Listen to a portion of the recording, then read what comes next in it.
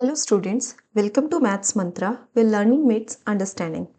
In today's video, we are exploring chapter 10, Circles. Students, you see circles everywhere. For example, wheels, coins, clocks, bangles. क्या आपने कभी सोचा है जब एक स्ट्रेट लाइन सर्कल को टच करती है उस स्पेशल लाइन को हम क्या बोलते हैं? Today we will master this topic, so take out your notebooks and let's begin. What is a circle? तो सबसे पहले हमें पता है सर्कल क्या होता है। हम पहले से ही जानते हैं सर्कल की डेफिनेशन। एक बार रिवाइज करते हैं। अगर आपने एक फिक्स्ड पॉइंट लिया है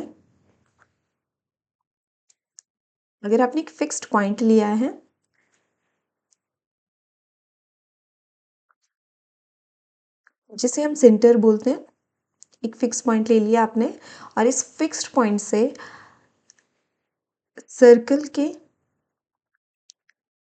हर पॉइंट की डिस्टेंस सेम होती है।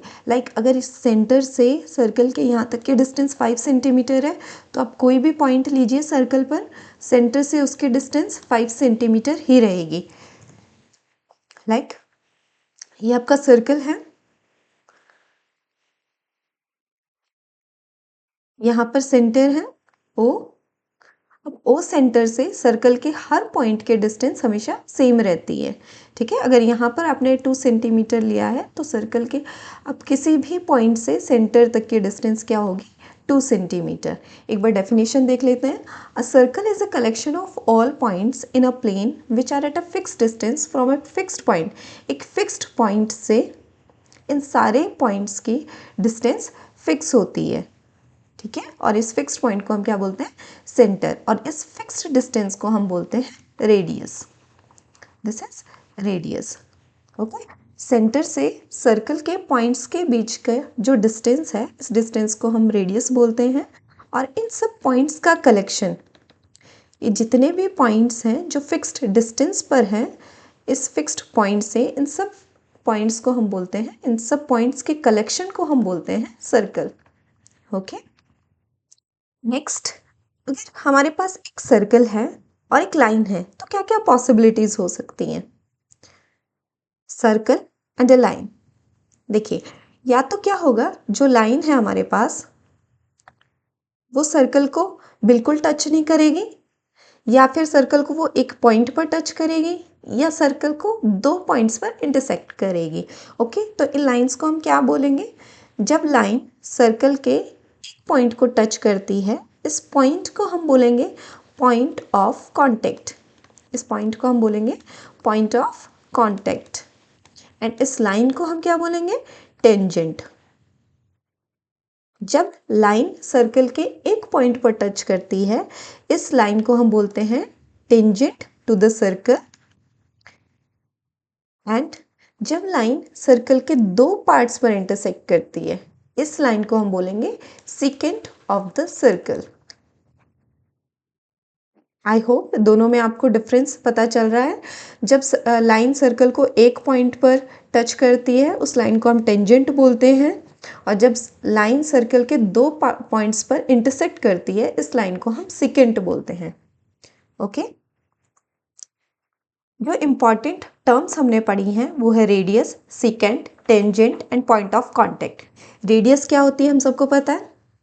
सेंटर से, यहाँ सेंटर से सर्कल तक, सर्कल के पॉइंट्स के बीच का जो डिस्टेंस है, सेंटर से सर्कल के जो पॉइंट्स के बीच का ये जो डिस्टेंस है, इस डिस्टेंस को हम बोलते हैं रेडियस। ओके, और सेकेंड क्या होता है? सेकेंड जब लाइन सर्कल को 2 पॉइंट्स पर इंटरसेक्ट करती है, इस लाइन को हम बोलते हैं सेकेंड। जब लाइन सर्कल को सिर्फ एक पॉइंट पर टच करती है, इस लाइन को हम बोलते हैं टेंजेंट। एंड इस पॉइंट को, जिस पॉइंट पर सर्कल और लाइन मीट करते हैं, इस पॉइंट को हम बोलते हैं point of contact. I hope यहाँ तक आपको सब समझ आया होगा। इसके बाद हम पढ़ेंगे थ्योरम। थ्योरम क्या कहती है? The tangent to any point of a circle is perpendicular to the radius through the point of contact. देखिए ये एक टेंजेंट है जो इस सर्कल पे हमने ड्रॉ की है और ये रेडियस है। इस थ्योरम से हमें ये पता चलता है कि ये रेडियस और ये टेंजेंट एक दूसरे के परपेंडिकुलर होते हैं। ओके, जो रेडियस है एंड जो आपकी टेंजेंट है दोनों परपेंडिकुलर होती हैं एक दूसरे के। ठीक है, देखो आपको पता है कि कोई भी पॉइंट है, ठीक है, एक पॉइंट है आपके पास और एक लाइन है, इन दोनों के बीच का अगर मैं आपको बोलूं कि शॉर्टेस्ट डिस्टेंस बताइए आप मुझे इस पॉइंट से इस लाइन तक का, तो शॉर्टेस्ट डिस्टेंस कौन सा होता है? परपेंडिकुलर डिस्टेंस ही हमेशा शॉर्टेस्ट डिस्टेंस होता है। अगर आप इस पॉइंट से ऐसे अगर डिस्टेंस बताओगे तो वो डिस्टेंस ज़्यादा होगा इस डिस्टेंस से, तो जो परपेंडिकुलर डिस्टेंस होता है वो हमेशा शॉर्टेस्ट होता है। ठीक है, अगर अब यहाँ पर हम देखते हैं क्या ओपी इसका सबसे स्मॉलेस्ट डिस्टेंस है।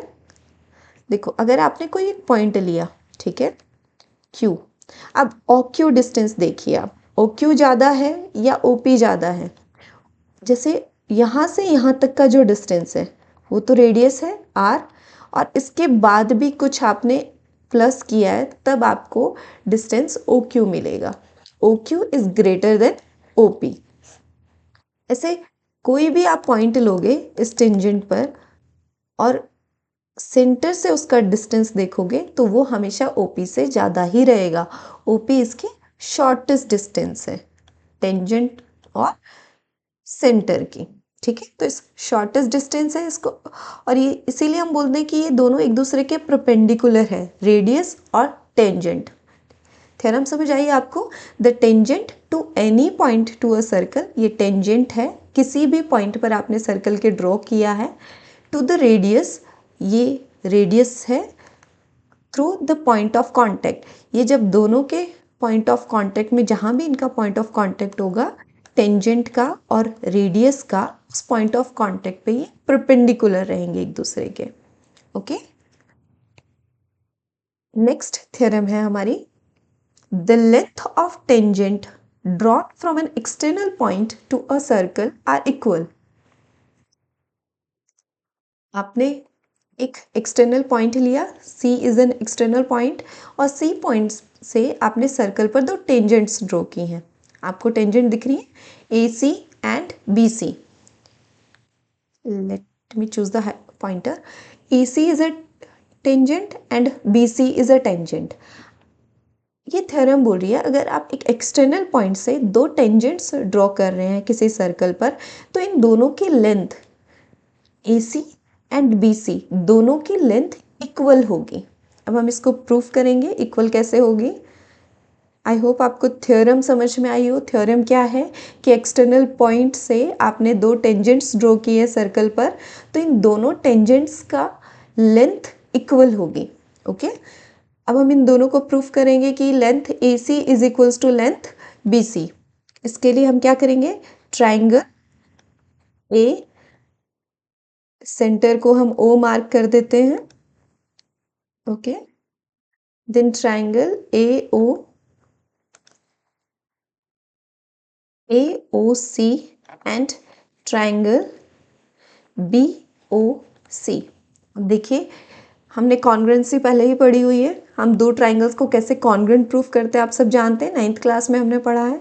तो हम इन दोनों ट्राइंगल्स को पहले कॉन्ग्रुएंट प्रूफ करेंगे। ओके, देखिए side OA is equals to side OB, ये साइड OA है and side OB are equals. क्यों इक्वल हैं ये दोनों साइड्स? क्योंकि ये दोनों रेडियस हैं। ओके, तो हम इसका रीज़न लिखेंगे कि क्यों इक्वल है ये, क्योंकि ये रेडियाई है of the same circle,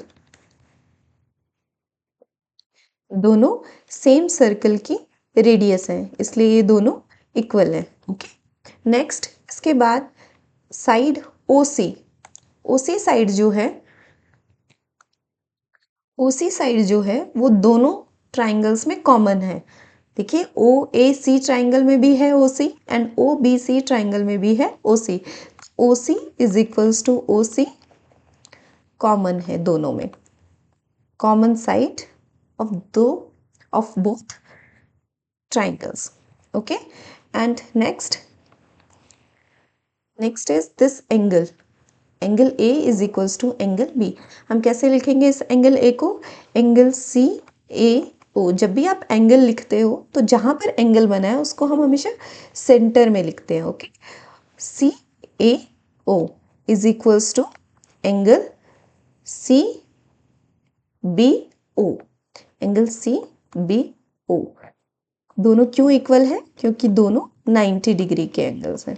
okay, तो अब ये दोनों ट्राइंगल्स कॉन्ग्रुएंट हमने प्रूफ कर दिए बाय प्रॉपर्टी।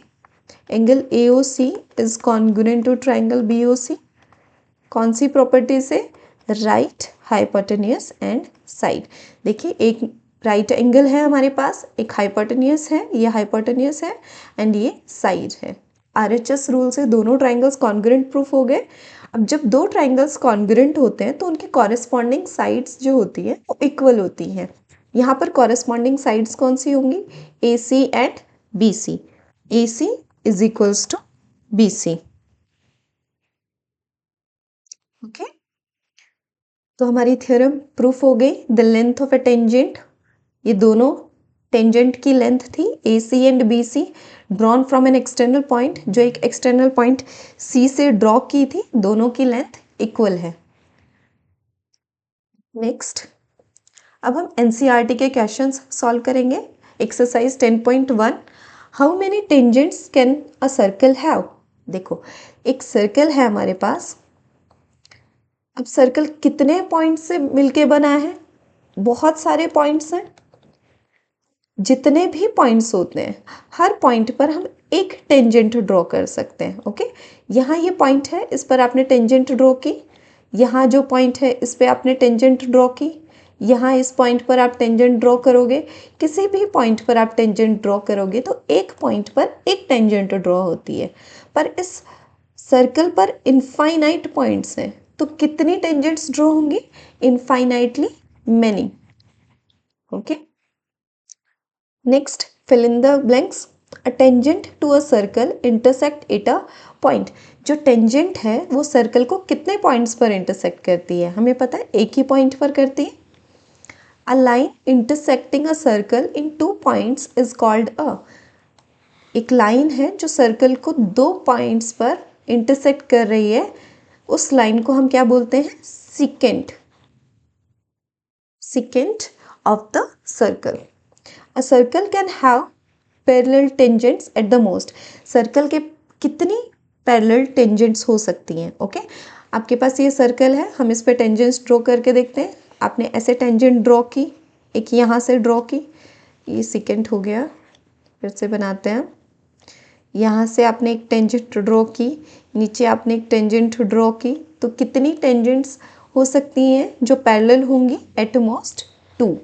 ओके, आप यहाँ पर किसी भी पॉइंट पर बनाइए, यहाँ पर बनाएंगे, यहाँ से टेंजेंट होगी और इसके पैरेलल यहाँ से पास होगी, और कोई टेंजेंट इनके पैरेलल नहीं होंगी, और जो भी लाइन यहाँ से इनके पैरेलल होंगी वो सेकेंट होंगी। ओके, और टेंजेंट 2 ही होंगी। The common point of a tangent to a circle and circle is called, जो टेंजेंट है और सर्कल, इन दोनों का जो कॉमन पॉइंट है, इस पॉइंट को हम क्या बोलते हैं? Point of contact. Point of contact. Next question, question 3, a tangent PQ at a point P of a circle of radius 5 cm meet a line through the center O at a point Q so that OQ is equals to 12 cm.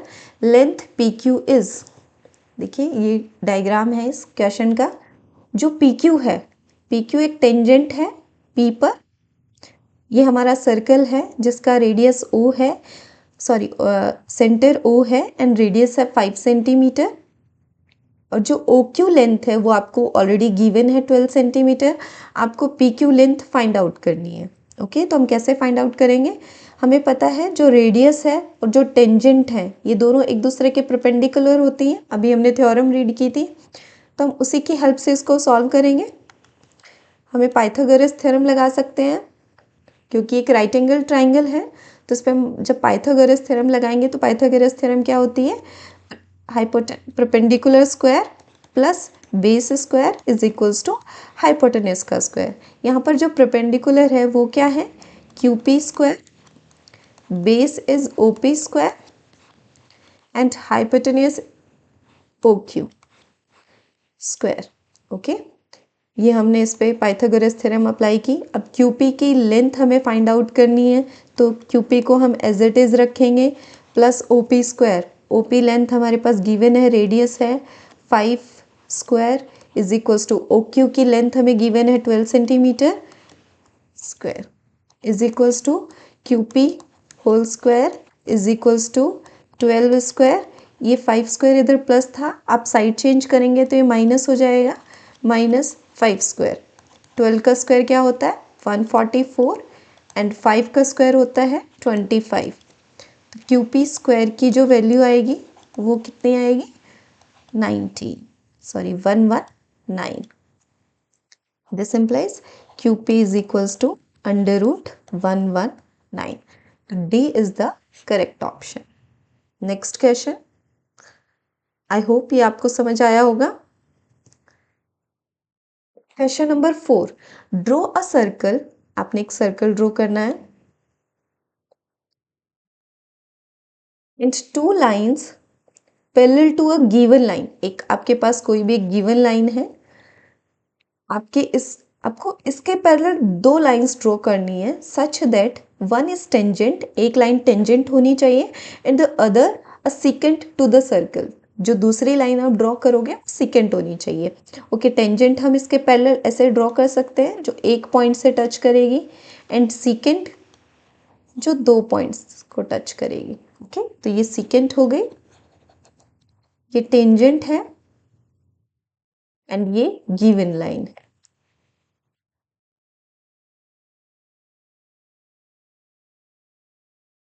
देखिए यहाँ पर आपको दिख रहा है, ये हमारी given line है AB, ये सीकेंट है एंड ये टेंजेंट है। Next question. Okay, exercise 10.1 finish हो गई है। अभी हमने क्या क्या पढ़ा, टेंजेंट सर्कल के एक पॉइंट पर टच करती है, रेडियस रेडियस टेंजेंट के परपेंडिकुलर होता है एंड टेंजेंट अगर आप एक एक्सटर्नल पॉइंट से ड्रॉ कर रहे हैं किसी सर्कल पर तो उनकी लेंथ इक्वल होती है। Okay, thank you. Next class में हम इसका सेकेंड एक्सरसाइज करेंगे।